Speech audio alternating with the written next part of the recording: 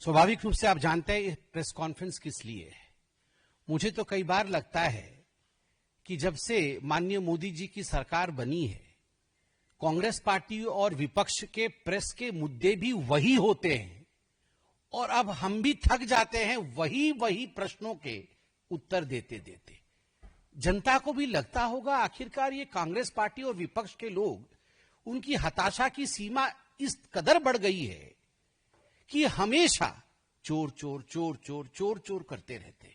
अब जब देखिए राफेल के समय चौकीदार चोर, अब देखिए तो वोट की चोरी। ये स्वाभाविक है, जिसके स्वभाव में जो होता है उन शब्दों का प्रयोग वो बार बार करता है।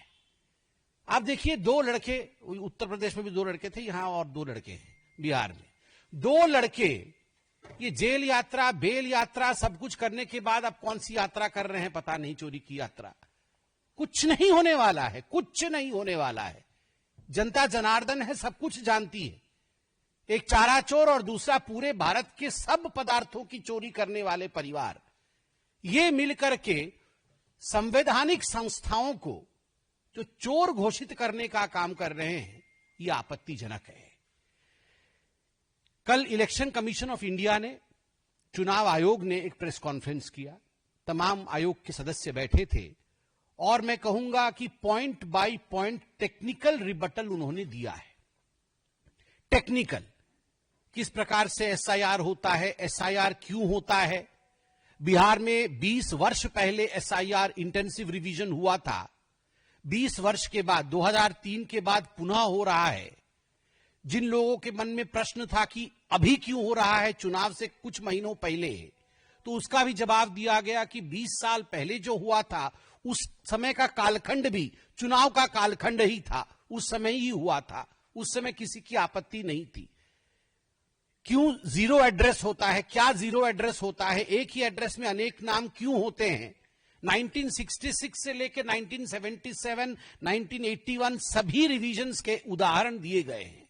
आज अखबारों में भी छपा हुआ है कि जीरो एड्रेस क्यों होता है।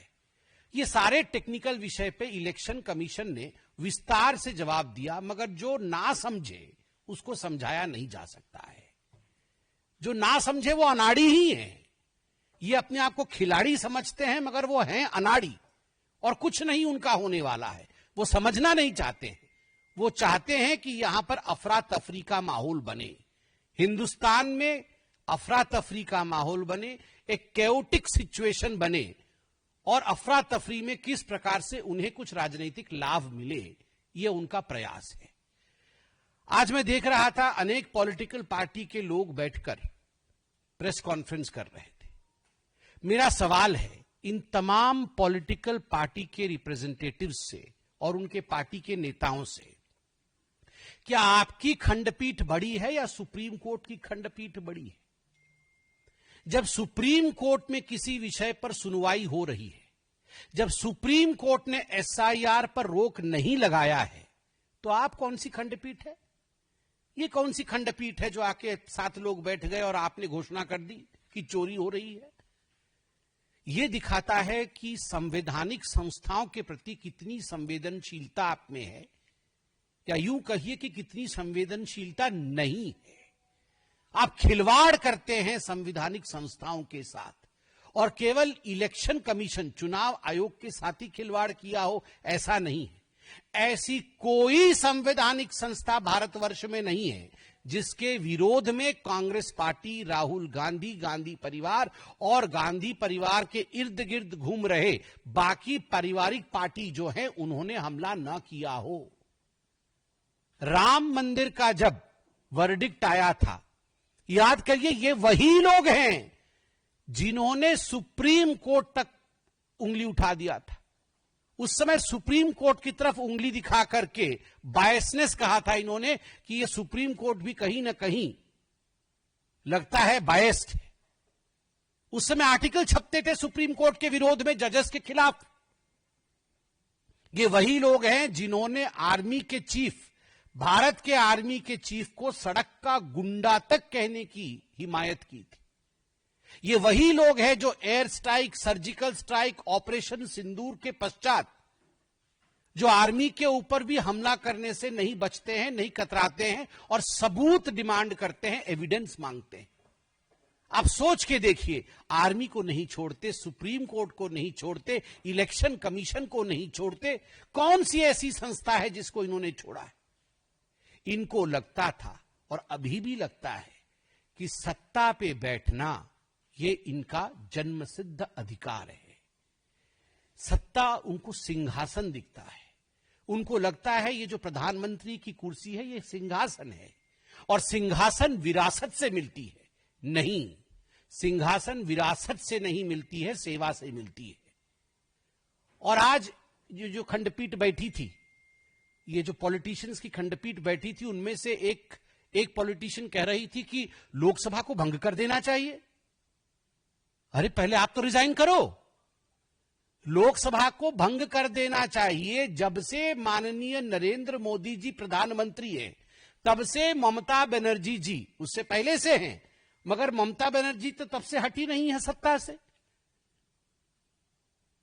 बंगाल के विधानसभा में ममता बनर्जी आसीन है। क्यों नहीं ममता बनर्जी अपने विधानसभा, जो कि उसका चुनाव इलेक्शन कमीशन के अंतर्गत ही हुआ है, क्या उन्होंने कभी कहा कि हमें खंडित कर देना चाहिए, हमें भंग कर देना है बंगाल के विधानमंडल को, विधानसभा को? तेलंगाना, कर्नाटक, जहां पर कांग्रेस की सरकार है, क्या कांग्रेस पार्टी भंग कर देगी? भंग कर दीजिए। इसी इलेक्शन कमीशन ने कराया है चुनाव। आपको अगर लगता है अनफेयर है तो आप भंग कर दीजिए। देखिए, इलेक्शन कमीशन इनको चिट्ठी पर चिट्ठी लिखती है, इलेक्शन कमीशन इनको ईमेल पर ईमेल भेजती है कि आइए हमसे चर्चा करिए। एक दिन इलेक्शन कमीशन के पास नहीं जाते। इलेक्शन कमीशन ने कहा 45 दिन का समय होता है। ये इलेक्शन कमीशन क्या कहेगी, ये भारत का संविधान कहता है 45 दिन का समय होता है। आपको अगर लगता है आपके विधानसभा में, आपके लोकसभा में गड़बड़ी हुई है, जिसके कारण से विपक्ष का प्रतियोगी जीत गया है, विपक्ष का कैंडिडेट जीत गया है, तो 45 दिन के अंदर कोर्ट की शरण में जाइए। आप जाके रिट पिटीशन करिए, इलेक्शन रिट पिटीशन करिए। एक ने इलेक्शन रिट पिटीशन किया, ना बीएलए कंप्लेन करेगा, ना इलेक्शन रिट पिटीशन होगा। सड़क पे जाके चोर चोर चिल्लाएंगे, सदन नहीं चलने देंगे। एक ही राग है इनका, मैंने किसी पिक्चर में देखा था, अब्बा डब्बा चप्पा। मतलब कुछ भी हो जाए, जैसे हारेंगे अब्बा डब्बा चप्पा, बस सब चोर है, सब खराब है, सिस्टम खराब है, कुछ नहीं समझना है, खाली अब्बा डब्बा चप्पा। अब हम भी परेशान हो गए ये अब्बा डब्बा चप्पा सुन के कि आखिर कब तक यही करते रहोगे आप? इनकी मंशा, मैं आपको आज स्पष्ट, आज मैं ये प्रेस कॉन्फ्रेंस दिल से एकदम एक हिंदुस्तानी के नाते कर रहा हूं, केवल एक पार्टी के प्रवक्ता के नाते नहीं। इनका मकसद एक ही है और मकसद है घुसपैठियों को बचाना, इन्फिल्ट्रेटर्स को बचाना, जो बाहर की देशों से घुसकर आए हैं इनके लोगों के द्वारा। आप टीएमसी के लोगों को देखिए बैठकर किसका वोटर कार्ड बना रहे हैं, किसका आधार कार्ड बना रहे हैं। आप जाके देखिए बिहार में किस प्रकार से, किस पार्टी के लोग किस प्रकार तुष्टीकरण की राजनीति को बढ़ावा दे रहे हैं, किस प्रकार से घुसपैठियों को आप वोटर एनरोलमेंट करा रहे हैं। क्या ये बात छिपी हुई है? हम सब भी जानते हैं, हम सब भी राजनीति में, भारत की जनता जानती है कि किस प्रकार आप वोट बैंक की तुष्टीकरण की राजनीति और उस पे इन्फिल्ट्रेटर्स और घुसपैठियों को जोड़ करके आप अपना एक वोट बैंक बना करके जीतना चाहते हैं। मगर कान खोल के सुन लीजिए, इस देश के जो रिसोर्स हैं, इस देश के रिसोर्स पर पहला अधिकार किसी का है तो वो हिंदुस्तान के नागरिक का है। इस देश के रिसोर्स पर किसी घुसपैठिए का अधिकार नहीं है। घुसपैठिया कभी वोटर नहीं हो सकता है। और हां, जहां तक इलेक्शन कमीशन का सवाल है, आप उनसे प्रश्न पूछिए, इलेक्शन कमीशन जवाब भी दे रही है। मैं इतना कहना चाहता हूं, सुप्रीम कोर्ट ने कहा है, मैंने आज अखबारों में पढ़ा है कि इलेक्शन कमीशन का अधिकार है रिप्रेजेंटेशन ऑफ पीपल राइट के माध्यम से और constitution of India, Baba Saheb Ambedkar ने जो संविधान दिया है उसके माध्यम से कि वो इलेक्टरल रोल इलेक्शन के लिए तैयार कर सकती है, यह उसका अधिकार है। और ये जो कांग्रेस पार्टी है और ये जो आरजेडी है, ये जो तृणमूल कांग्रेस है, ये जो आम आदमी पार्टी अब समाप्ति की ओर बढ़ रही है, इनका उद्देश्य मैं बताता हूं आपको। ये चाहते हैं भारतवर्ष में बांग्लादेश जैसी सिचुएशन हो जाए। ये चाहते हैं जो श्रीलंका में हुआ था वो भारतवर्ष में हो। ये चाहते हैं कि अफगानिस्तान और पाकिस्तान में जो हालात हुए थे वो भारतवर्ष में हो। कुछ राजनेताओं ने तो टीवी पे आकर कहा है अभी तक कैसे ये लोग छुटे हुए हैं, अभी तक कैसे इनके घरों में लोग नहीं घुसे हैं। They want complete chaos in the streets of India. They want Indian people to be barbaric.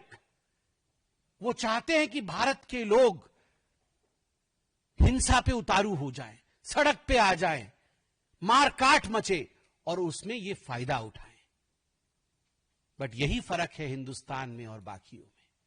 Bharat के लोग समझदार हैं, हमारे में विवेक है, हमारे अंदर एक हजारों वर्ष की सिविलाइजेशनल, जिसको कहते हैं हम, की एक सांस्कृतिक विरासत है।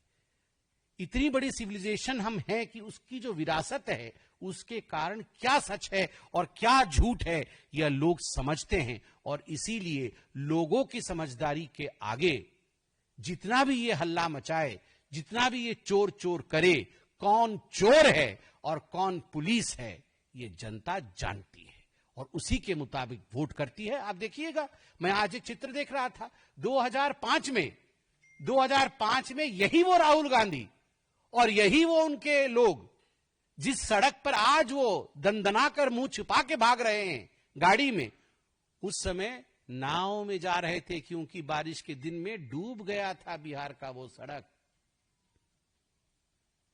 डूबे सड़क से चमचमाते सड़क, यह दिया है एनडीए ने, यह दिया है मोदी जी ने और भारतीय जनता पार्टी ने। स्वाभाविक रूप से पहली इनकी किस्मत चमचमाती थी, अब सड़कें चमचमा रही है, तो इनको चाहिए डूबे हुए सड़क, मगर इनके किस्मत चमके, ये यही चाहते हैं, जनता नहीं होने देगी।